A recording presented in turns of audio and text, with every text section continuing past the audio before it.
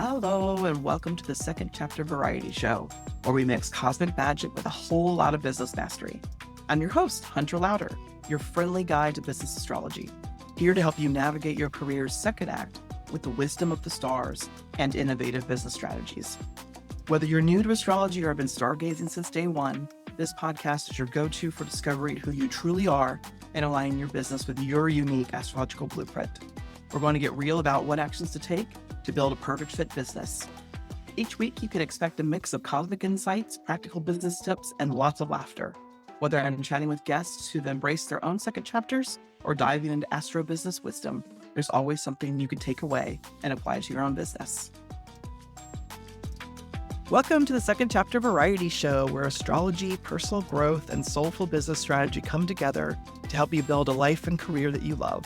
I'm your host, Hunter Louder, who blends practical tools with metaphysical wisdom to help guide you in your second chapter. So if you're looking for inspiration and insight as you navigate that new career, that new business, whatever your life might be taking you, you're in the right place. So today I'm thrilled to welcome Susan Lyons, who is a wonderful friend of mine, as well as a fantastic hypnotherapist. So I would love to say hello to Susan and have her say hello to everybody else. Hi, everybody, and thank you so much for having me, Hunter. Absolutely. Who's Susan Lyons, a certified clinical hypnotherapist, spiritual hypnotherapist, board certified by the International Board for Regression Therapy, and also a teacher of hypnotherapy classes at HCH Institute in Lafayette, California. So happy to be here. And I always love that about you. You have like all the pedigree. So it's like, I am a hypnotherapist, so I help people. I also teach people not only how hypnotherapy, but how to be hypnotherapists, correct? You also have written books. You've done a ton of collaborations. Like you're just very much about getting like hypnotherapy out into the world so people can really utilize it in their lives or even start their own business if that's the way they want to go, correct? Correct, except for I haven't written any books. Oh, okay. Is there a book on your horizon? Absolutely. I've got a few ideas. Perfect. I had in my head, I was like, I think we talked about books. That's why that came up for me. So perfect. You got a book in your mind. It's like a lot of people out there. They're like, I have a book. And someday when I have all the free time and all the inspiration, I will write it. Correct? Absolutely. Oh, Absolutely. perfect. Well, what I always like to do in these episodes is start off with a little mini reading, looking at your sun sign, your moon sign, and your rising, which are kind of like your big three. So it really helps us give like a little picture of who Susan is. And then as we go through listening to your story, we can kind of dive back into that and see, how it's relevant and how that's shown up in your career and just really give it some like actionable connection. Does that sound good? Sounds fantastic. All right, fantastic. Well, I know you're very familiar with your astrology chart and you have a lot of Scorpio in there and a lot of water signs, so like very, very deep, intense, passionate, mysterious type of person. And I think it makes a ton of sense that you especially specialize in like past life regression because you're really wanting to work with people on that very intense level. You're not just like superficial and like, oh, let's quit smoking or let's sleep better. Like those things are great and important, but you're like, let's really get to the root of what's bothering you, what problems you're having, like how that can come either from past lives, from your unconscious, for whatever it might be. So that's a very Scorpio trait. So you have your Scorpio sun in your fourth house. So anything that has to do with intuition, transformation, and also safety. So the fourth house is the house of home and family. So with that placement, you're one of those people that is like everybody just trusts, like off the bat. You create a really safe space, you allow them to go very deep, and they feel really like well taken care of while they're doing that. Does that resonate with you? Yes, absolutely. Fantastic. So this astrology stuff kind of has some, some Oh, some connections to it, right? yeah, definitely. Perfect. So then you got your Cancer moon. So your moon is all about your emotions, and your Cancer moon is in your 12th house. So with the 12th house, and is kind of like the realm of secrets, retreat, intuitive downloads. So you're going to feel really emotionally nourished and fulfilled, not only in your life, but in your career. Again, if you're doing those very deep, transformative, like connecting with source, connecting with universe, like those huge concepts like time, space, past lives, reincarnation. So you're really in that realm of kind of like the unexplored. And I think that really nurtures you a lot, makes you happy, makes you feel fulfilled. And then I think it also helps you nurture other people in that way. Does that be true? Yes. And then finally, we have your rising sign. So your rising sign is how you come across to people in your life. And you are also a Cancer rising.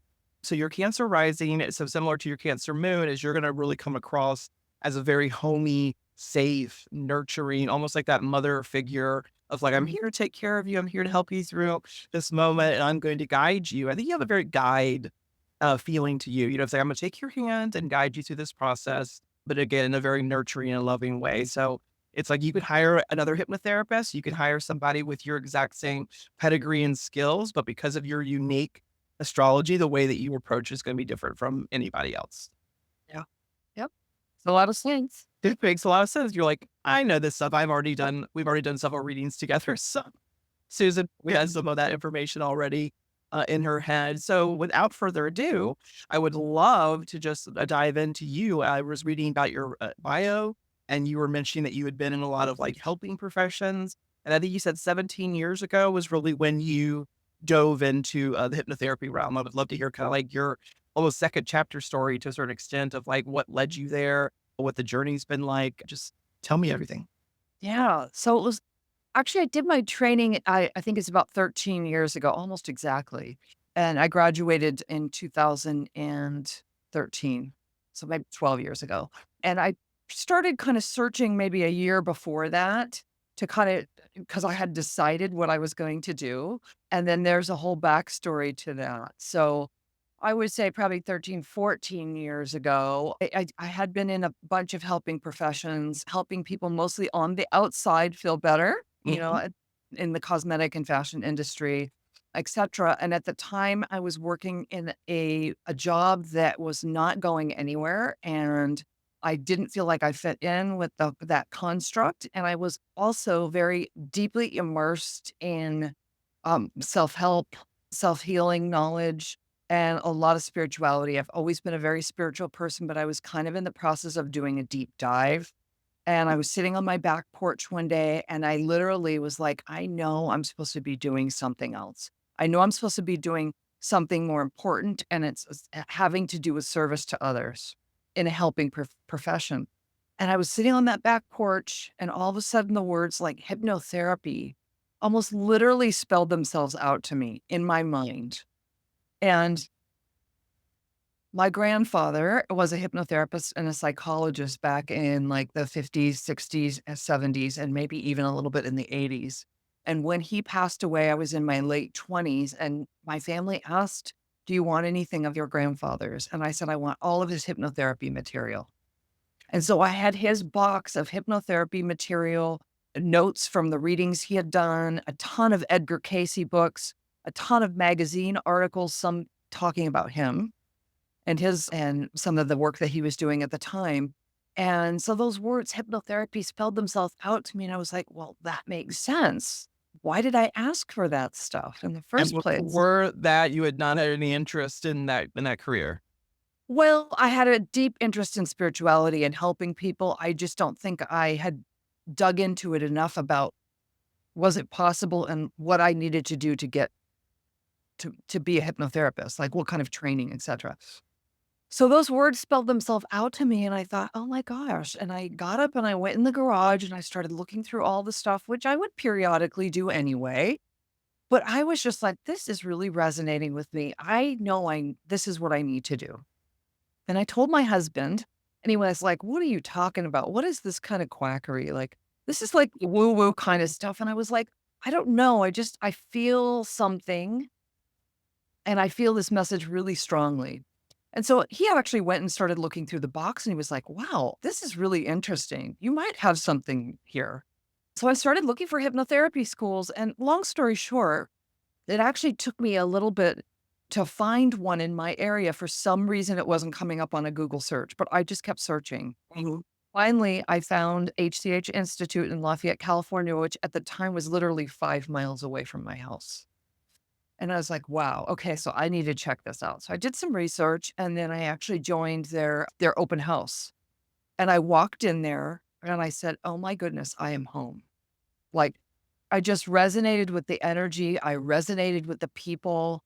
Like, I really felt like this is my tribe. Like, these are the people that I've been meant to be connecting with all of this time. It was something that was missing from my life was it's like my spiritual tribe, my community connection to that, right?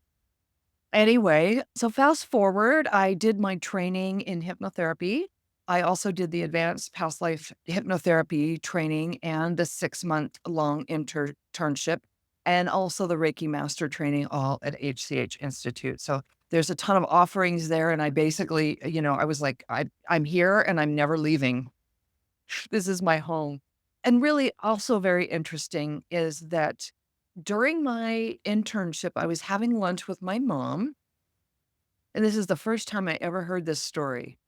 We were talking about hypnotherapy, and she's like, I think you really found your calling. And then she told me this story that when at one point she was living with my grandparents, so the grandfather that was a hypnotherapist, and that's my father's parents. My father was in Vietnam at the time.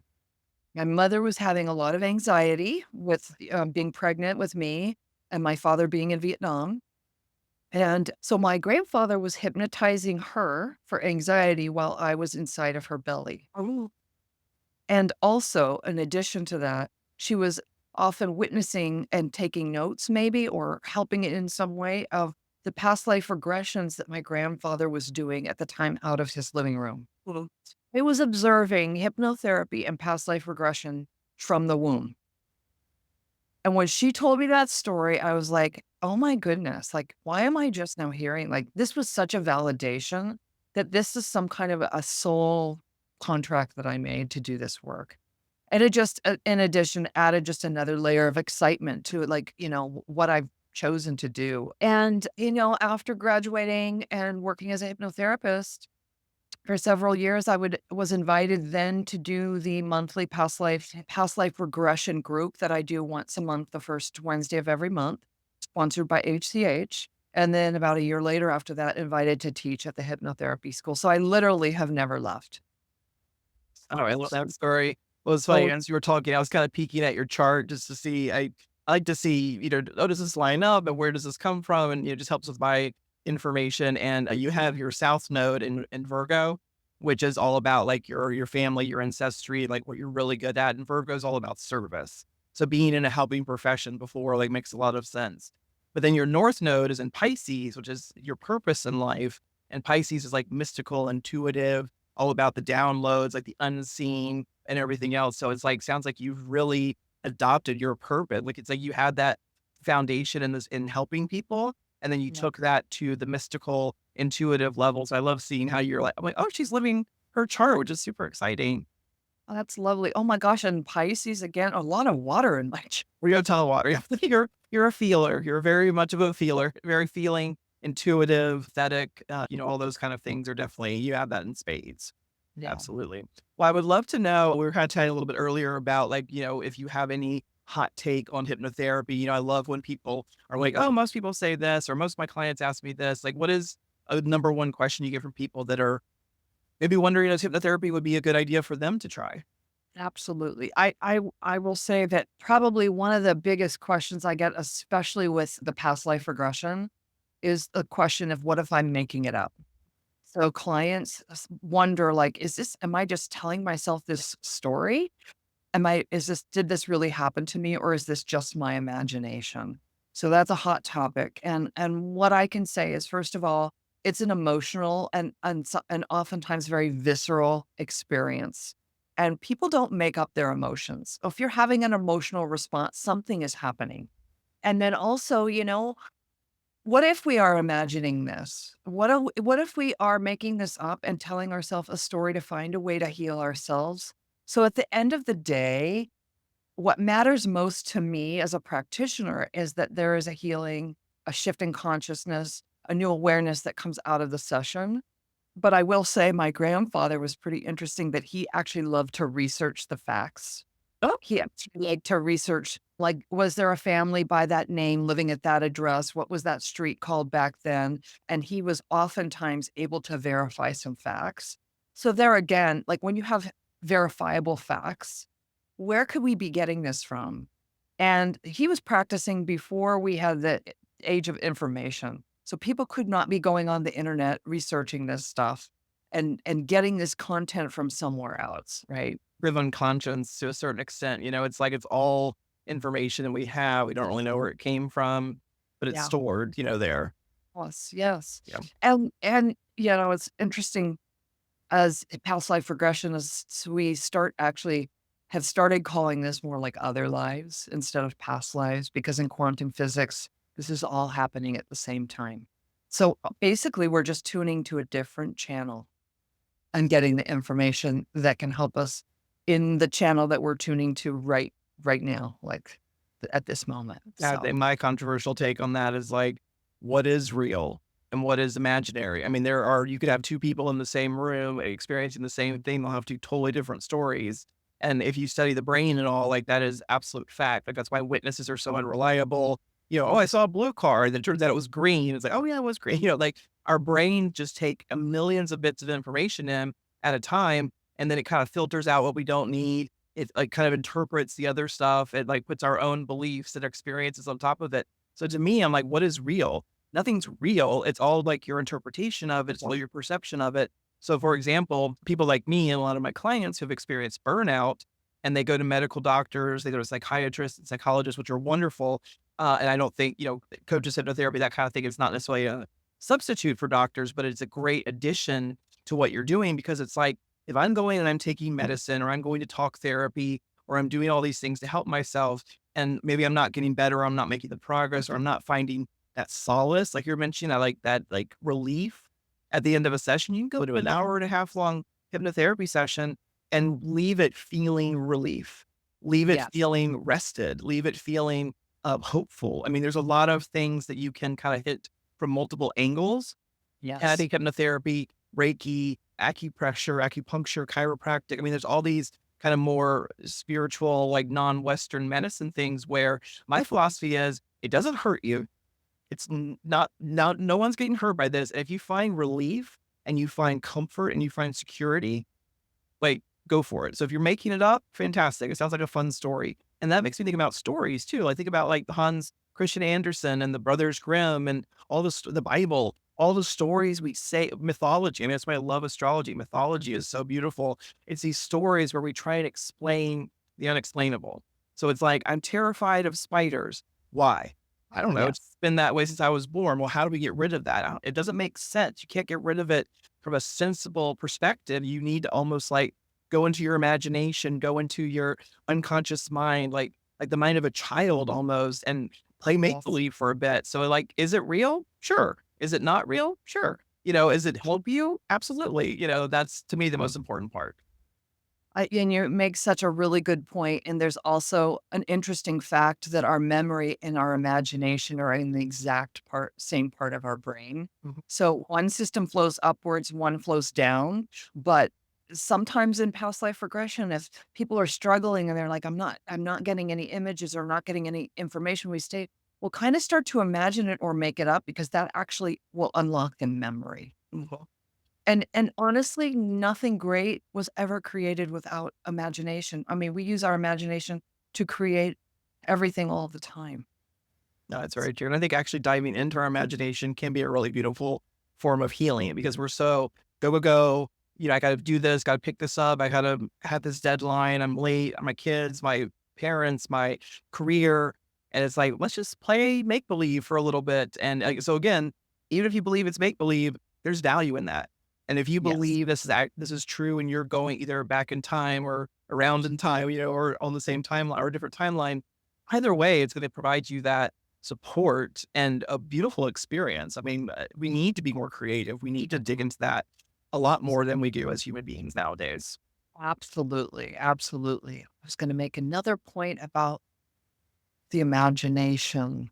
One of the things I was just thinking about though is you mentioned hypnotherapy and Reiki, and you also use a lot of other tools in your tool belt. So you have like astrology, like a little bit of human design. I know you love the Enneagram, dream work as well. I mean, you're actually getting ready to do a lot with dream work. So I would just love to know, like, how do you use these tools within your hypnotherapy to kind of maybe bolster the results or like help people kind of find their way back to where they're trying to get to?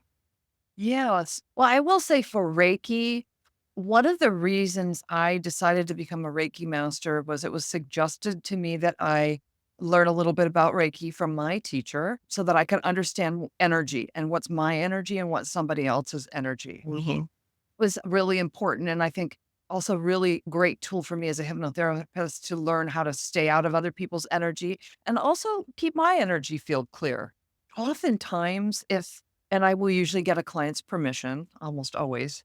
In fact, if something's going on in a hypnotherapy session, I can also be doing remote Reiki at the same time if it's helpful for the healing process or if the client's becoming overly emotional or something intense is happening. So I will definitely use that as a support.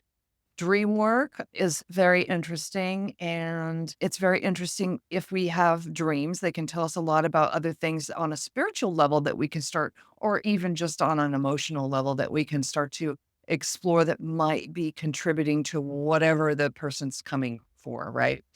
And actually, in dream work, I'm going to be starting a 6-month long workshop that actually does employ hypnotic processes to assist us in our dreams, to help us create a healing or a teaching dream, to go into a dream that's an unfinished dream and resolve it, and all the way up to lucid dreaming. So I think these tools kind of go hand in hand. And it's interesting that, yes, hypnotherapy in and of itself can assist in the dream work. Absolutely. And when you're talking, it made me think about, for me personally, I know there are a lot of people that right before they fall asleep, they might have like the aha moment. For me, it's right when I wake up, like, and I'm not really of the world just quite yet. It's like I'll have these downloads a lot of times. And I've actually gotten into the habit of when I'm trying to solve a problem or if I need to brainstorm something, I'll go to bed and kind of say, while I'm sleeping, if you Yeah. could kind of work through this for me and give me a solution when I wake up. And 9 times out of 10, I mean, I wake up and I've got a solution. I've just been like digesting it all night while I'm resting. And it kind of takes that conscious mind thinking out of it. And you're just, in that dream, imaginary, anything's possible kind of Yeah. state. What I also love is like shower thoughts Hmm. and driving the car. So like you Yeah. get hypnotized when you are in the shower or when you're driving the car. Most people think, oh, am I gonna feel hypnotized? Like, are you gonna make me quack like a chicken? And it's like, you get hypnotized multiple times throughout the day watching TV. We don't realize it, but it's just a change in our brain waves.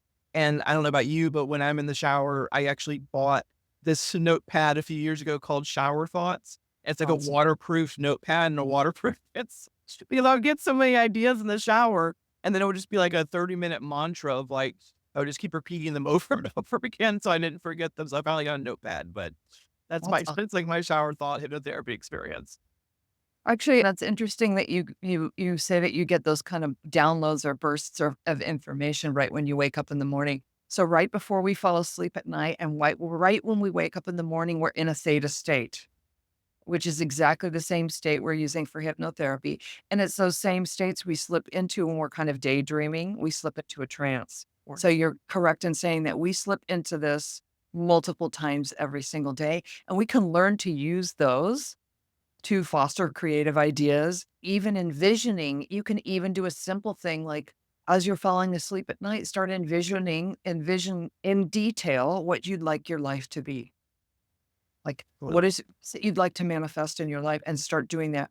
Because that is downloading that program right into your subconsciousness. It's like The Love it. Matrix. That when I first saw The Matrix, I was like, "Oh, I want to download so many things to my brain." So Like, it's a good way. It's a hypnotherapy or going to those trance states, or people I'm sure have experienced when they've been driving, and all of a sudden they're mm, like, "How did I end up here? I don't even know how I got here." Like you're in yeah, that trance state, so it's nothing to be afraid of, something to be worried about. I think that one of the rules of hypnotherapy too is that you will not do anything that you're morally opposed to. So even yeah, if someone was like, "Oh, you need to go, rob a bank," you're not going to go do that because you wouldn't rob a bank normally, unless you rob a correct. bank normally, and then you might be concerned. Yes, right. Funny. That's Might think about it a little bit.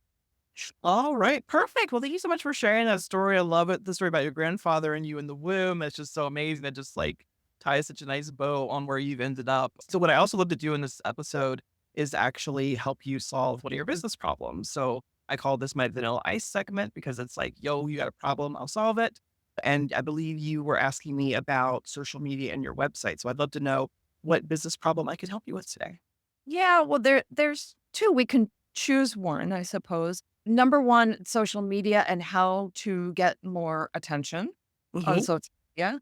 So that's one thing I'm working on right now, and then this coming, 2025, I'd like to redo my entire website, and so any suggestions that you have I will hire somebody to do this, but a platform that would offer payment options, setting up the appointments, everything so that it takes some of that work off of my plate so I can spend more time focusing on what I do with clients. Some of the more I guess technical clerical kind of stuff that would support my business would be Yeah, absolutely. I'm a big fan of automation, in your business because as small business owners, we do wear all the hats, we do all the things and not everybody is very tech savvy too. So it's almost like, what can you use where, like you mentioned, somebody could help you set it up where it's going to take time off of your plate so you can spend that time focusing on clients.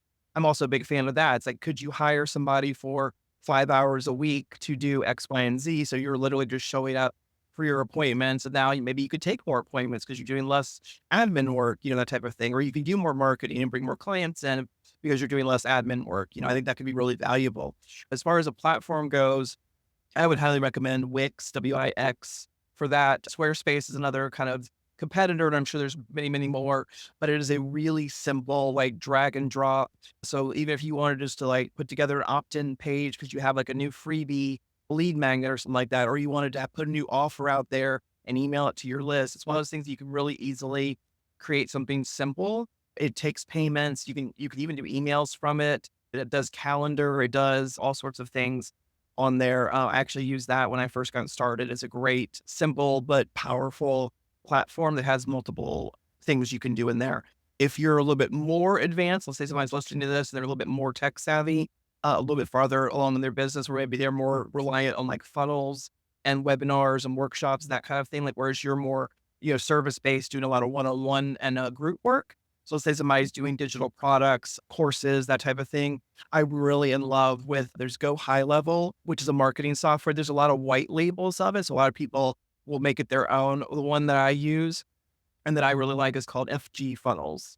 So it's two ladies. They own a company called Funnel Gorgeous. They started off making funnels and then they took over this white label of this software. And so it's email marketing, funnels, automations, calendar, analytics. Like you can put your Facebook ads in there. I mean, it's very, very, very powerful.